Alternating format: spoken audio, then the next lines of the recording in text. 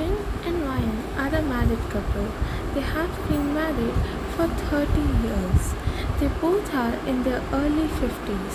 Hannah, their daughter, have been married for a year now, and their son Yu recently left out of town for his higher studies. Jin and Ryan both are feeling empty. The house was silent. Jin and Ryan sat on the couch, staring at the empty space in the living room.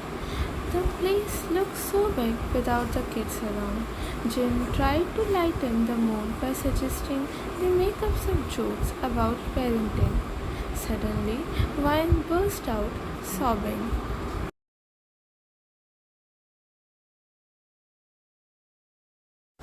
Hey, hey, Jane said, gently patting Ryan's back. It's okay, honey.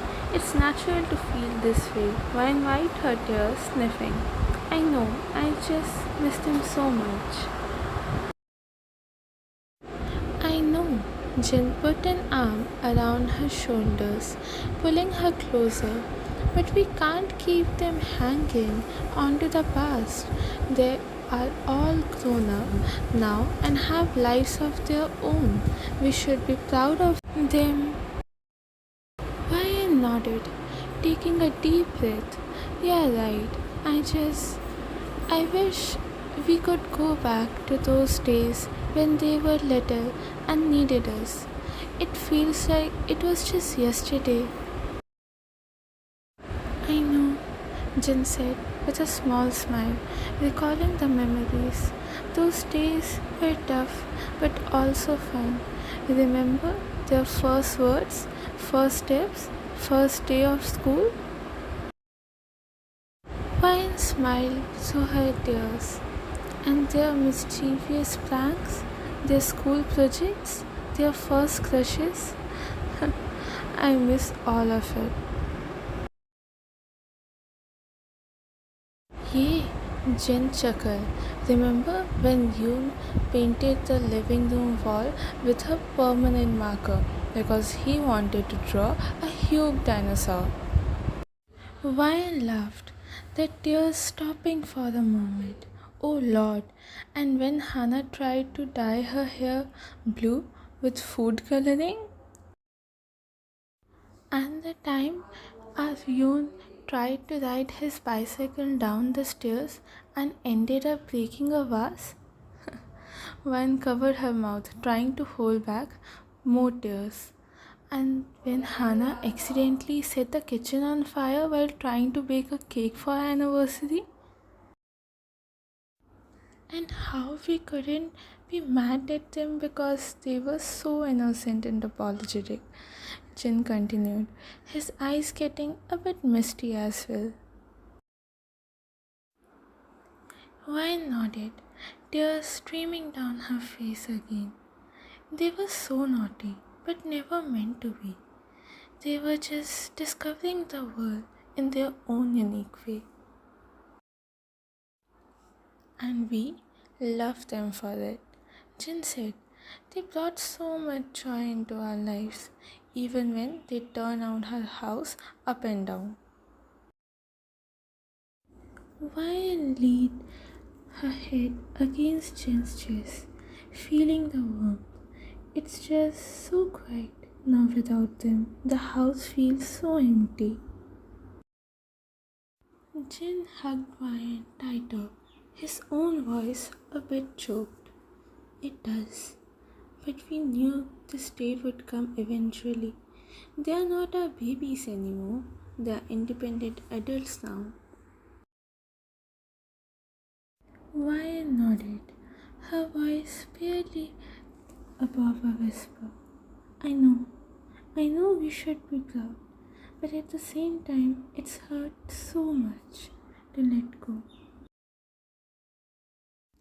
Jen rubbed her back gently. It does, but just think of all the amazing things they are doing now. They are living their own lives full of adventure and experiences we'll never know about.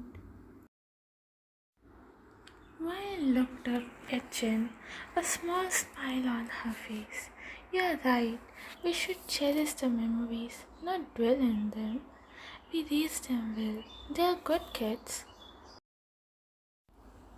The best, Jin agreed. And hey, at least we don't have to change diapers or chase them around the house anymore. I laughed, wiping away more tears. That's true. And we can sleep in on weekends now, without any interruptions. Jen smiled, glad to see her mood lifted. Exactly. Think about all the freedom we have now. And who knows, maybe they'll surprise us with grandbabies one day. Wine's eyes widened at the thought. Oh my goodness, can you imagine being grandparents? That would be adorable. It would, Jin chuckled. We'd spoil them rotten, just like we spoiled our own kids. Wine snorted. Oh yeah, they'd be the most spoiled grandchilds in the world. We'd be the crazy grandparents who feed them too much candies and let them stay up all night.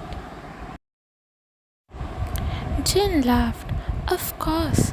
And we'd tell them the wildest stories of our own youth. Make them think we were the biggest rebels. Wine grinned, imagining the scenarios, and we'd pretend like we are totally cool with all the new gadgets and slang words they use, even though we had no idea what they are talking about most of the time.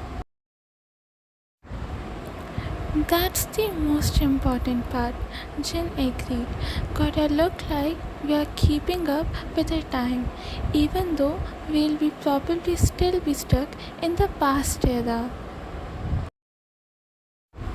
Wine giggled. With her outdated technology and old-fashioned habits, we'll still be living in the past. But you know what? I kind of like the idea of being the old, eccentric grandparents. Jane smiled. It felt like to see her in a better mood now. Me too. And I have no doubt we'll be the most fun grandparents ever. Just like we were the coolest parents. Wine's expression turned into a small smile, filled with nostalgia.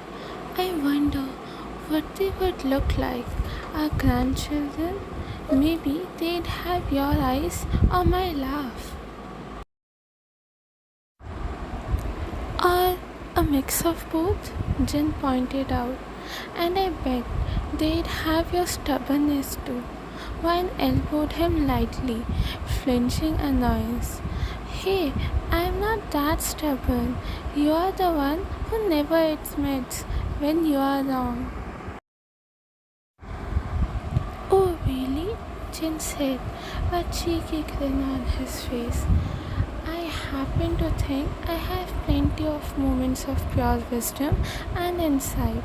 It's just that you are too hard-headed to see it. Wine pretended to huff. You're impossible. You know that. Sometimes I wonder how I got stuck with you. It's because you love me, Jin said, pulling her closer. And secretly, you can't resist my charm and wit.